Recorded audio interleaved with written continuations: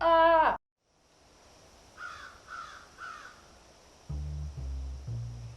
Come on into the ditch. I'm your resident ditch witch, Tara Tyne, and we're about to get witchy, whether you like it or not. It's great to be back, and no, I'm not broadcasting live from lovely Carlingford.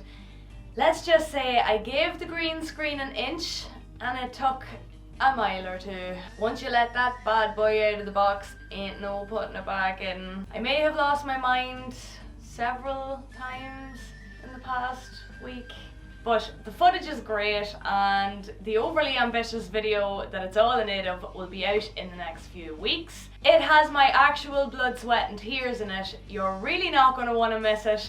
Seriously, if you miss it, I will kill you. So I've been spending a lot of time on the Duchess website these past few months, researching history and folklore for you lovely people. And whilst I've been swimming around in there, I've come across a few absolute gems. Duchess.ie is a digitised archive of folklore which has been collected, transcribed and uploaded for your reading and research pleasure. It's a proper treasure trove. I highly recommend. You can just click on in, enter any search term, search by county, search by collection.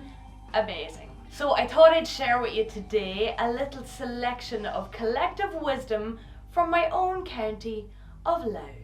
First up, superstitions. Ow! First up, superstition! If a farmer is going to the fair and the first person he meets is a woman with red hair, he turns back. People with red hair, if you want your organic produce from the farmer's market, maybe stall about at home until after 11's, yeah? So you finally make it out of the house and you come across a white horse. Lucky you. All you have to do now is spit and then tramp on the ground 3 times and you'll have good luck. That's a real post-pandemic kind of idea there. Okay, you're nearly at the fair and you run into a crowd of magpies, known as a charm or a gulp. 1, 2, 3. Lots of you will already have heard some version of the 1 for sorrow, 2 for joy rhyme. And we did have that rhyme here, but we also believe that 2 magpies mean a marriage, and the 3 means either a christening or a death. 3 magpies. What does it mean? What does it mean? Also, seeing a wren brings good luck, seeing a starling brings good luck, and hurting a robin brings bad luck. Why would you hurt a robin though? A moth flying around a lamp is a sign that a letter will come. When a dog is heard crying outside a door, it's the sign of a death in that house. Or it's the sign of a doggo who wants to come inside. Let him inside. Good doggo. It's unlucky to cut your nails on either Fridays or Sundays. Told you. Bananas. But just in case, today is Thursday. Go grab the clippers. The coast is clear. By finding a horseshoe and throwing it over your shoulder, you will have good luck. Unless there's someone standing behind you. This apparently also works if you get a tooth out and make a wish, but responsible witches don't just go leaving their DNA around the place for anyone at all to just pick up and use in spells. No, no, no. If a glove falls, it's a sign of disappointment. They should see my house all year round.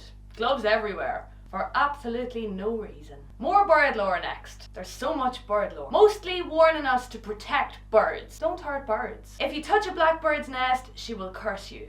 If you touch a corncrake's nest, she will leave it and the hay will grow no more. But the cuckoo, ho ho, she's the one you really want to watch out for. If you mistreat a cuckoo, some of your family will die. What? Jesus.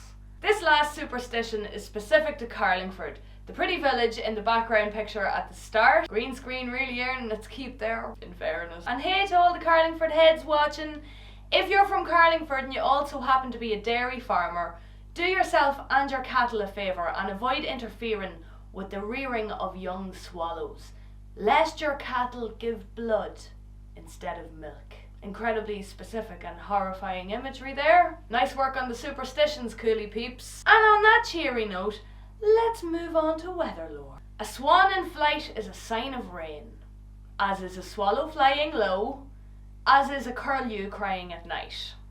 So if you hear this at night,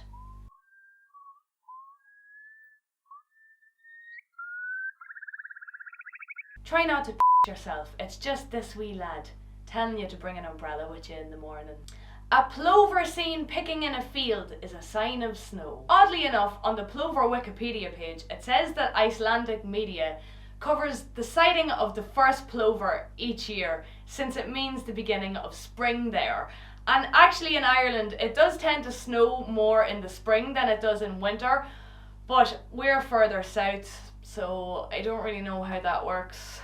I don't know. Next. Seagulls flying inland is a sign of a storm, as is a crow flying low. I think we're starting to see a pattern here. The birds know. They know everything. A crow building her nest low is a sign of a bad summer. I'm not currently surrounded by crow-filled trees, and I miss them dearly. So I'm gonna need you to go outside and check your trees that have crows in them and let me know, because I need a good summer. We all do. It's currently snowing outside. I was sunbathing when it started to snow. Straight lines of smoke coming from chimneys means rain. P.S. Pretty much everything means rain in Ireland. I'm sure you've noticed that. It's more or less always about to rain here. But if the household dog is sleepy, then it's definitely about to rain. He might also warn you of rain by eating grass. Either way, he's probably just delighted you're paying him so much attention. Good doggo. In fact, all of your household animals know it's gonna rain before you do. Cats clean their whiskers and turn their backs to the fire. Ducks quack loud in the duck house. Spiders come out of their cobwebs. Pigs are snorting and restless. Asses and horses make their respective noises of consternation. Even the ditch knows that rain is coming. It will promptly stink to let you know. Also, wells will sink. Ditches stink, wells sink when rain is on the way. Copyright that. Nah, you can have it. For the kids. I also found a Louth variation on the shepherd's warning that I'd never heard before. It goes, a rainbow in the morning is a shepherd's warning.